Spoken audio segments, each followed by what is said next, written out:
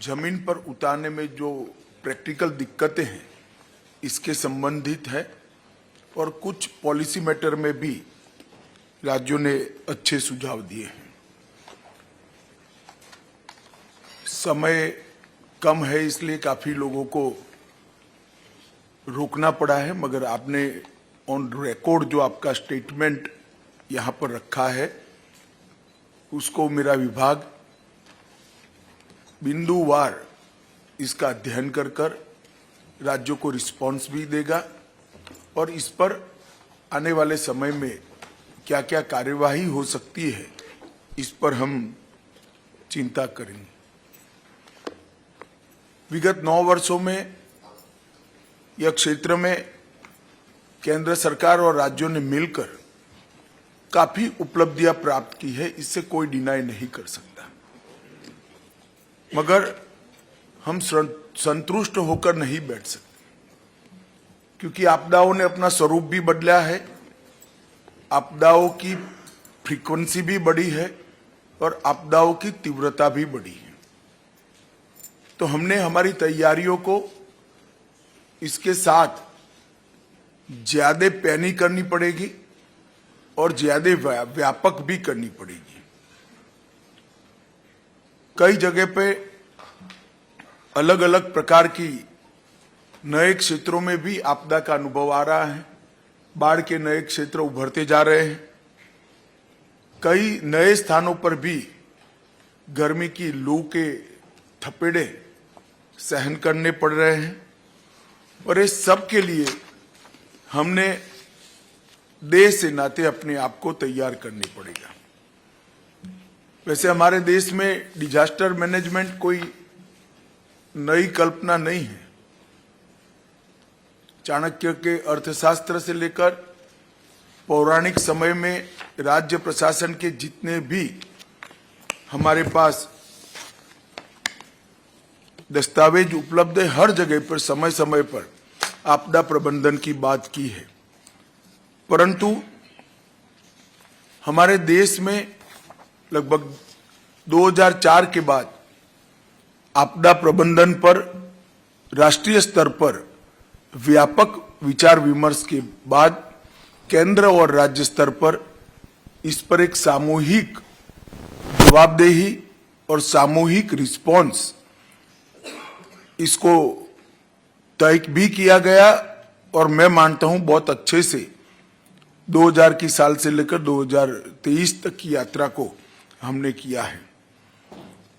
Covid के समय प्रधानमंत्री जी के नेतृत्व में राज्य के सभी मुख्यमंत्रियों ने साथ में रहकर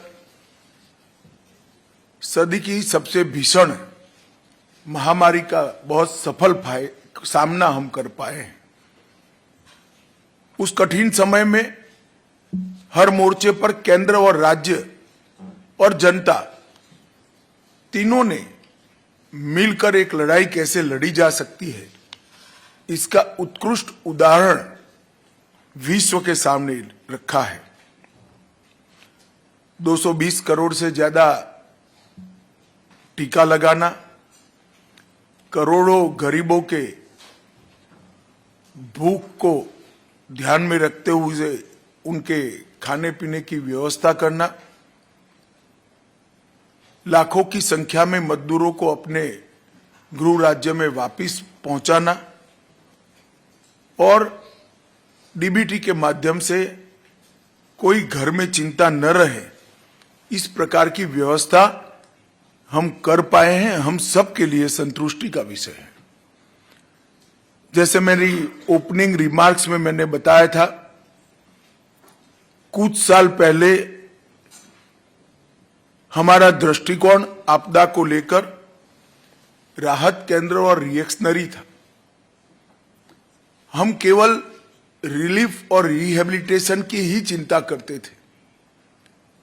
विगत 9 साल के अंदर early warning system, prevention, mitigation और पूर्व तैयारी आधारित आपदा प्रबंधन के नए अध्याय हम सब ने सामूहिक रूप से सामूहिक मेहनत और सामूहिक लगन से इसको जमीन पर उतारा है।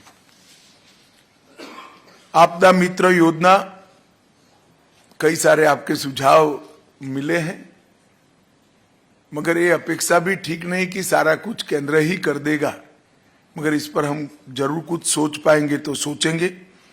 परंतु 350 बहु जोखिम आपदा संभवित जिलों में लगभग 1 लाख युवा वॉलेंटियर को तैयार करने का हमने जो लक्ष्य रखा है, इससे कई सारे आपदाओं की घटनाओं में हमें बहुत अच्छे नतीजे मिल रहे हैं। इसका जो एनालिसिस हमारे सामने आ रहा है वो बहुत सकारात्मक और उत्साहवर्धक है। हमने एक नई पद्धति भी चालू की है। आईएमसीटी की टीम जो भेजना है, पहले राज्यों के ज्ञापन की प्रतीक्षा कर ज्ञापन आने के बाद भेजते थे।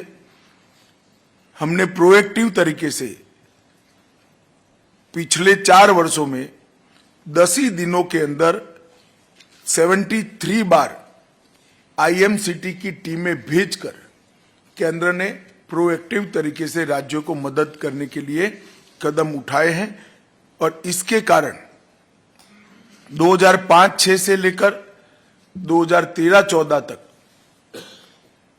9 वर्षों में, और 2014-15 से लेकर 2022-23 तक 9 वर्षों की तुलना में एसडीआरएफ पहले जो 35,858 करोड़ रुपया बांटा गया था, इसकी जगह 3 गुना बढ़ोतरी लगभग 1,04,704 करोड़ हुआ है। और एनडीआरएफ से जो पैसा जारी किया गया 25,000 करोड़ की तुलना में 77,000, उसमें भी करीब 3,000 करोड़ की बढ़ोतरी हुई है। मैं बात इसलिए बताना चाहता हूं कि प्रोएक्टिव अप्रोच से और बजटरी प्रोविजन आपदा के जोखिम के न्यूनीकरण और बाद में रिलीफ और रिहेबिलिटेशन, इस सभी क्षेत्रों को आच्छादित करते हुए जो बजटरी प्रोविजन केंद्र ने और राज्यों ने बढ़ाया है, इसी का ये परिणाम है। 21 में नेशनल डिजास्टर मिटिगेशन फंड का गठन किया गया, लगभग 16,700 करोड़ रुपया एसडीएमएफ के अंतर्गत, केंद्र के अंतर्गत, और एसडीएमएफ के अंतर्गत 32,031 करोड़ रुपया समन के लिए हमने जो किया है, उसका भी मुझे लगता है लॉन्ग टर्म बहुत बड़ा फायदा ये लड़ाई लड़ने में हमें होने वाला है। इंडिया डिजास्टर रिसोर्स नेटवर्क, इसकी राष्ट्रव्यापी सूची बनी है। लगभग 1 लाख नए रिकॉर्ड्स जनरेट किए गए हैं। नागपुर में एनडीआरएफ की एकेडमी की आधारशिला रखी गई है। लगभग काम समाप्ति के आरे पर है। 354 करोड़ से कॉमन अलर्टिंग प्रोटोकॉल्स को एसएमएस के जरिए से लागू करने का प्रावधान किया गया है। आपदा प्रबंधन सूचना प्रणाली portal 112 emergency response support system और 241 विश्वविद्यालयों के अंदर India universities and institution network for disaster risk reduction की स्थापना, ये हमारे बहुत उपयोगी और बहुआयामी इनिशिएटिव है। सुभाष चंद्र बोस पुरस्कार के माध्यम से आपदा प्रबंधन के क्षेत्र में कंट्रीब्यूट करने वाले व्यक्ति और संस्था दोनों को पुरस्कृत करने की परंपरा सम्माननीय प्रधानमंत्री जी ने प्रस्तापित की है। इससे निश्चित रूप से इस क्षेत्र में काम करने वाली संस्थाओं के कर्मचारियों में और व्यक्तियों में दोनों में उत्साहवर्धन हुआ है। अभी कमल जी ने 10 ऐप और साइट्स का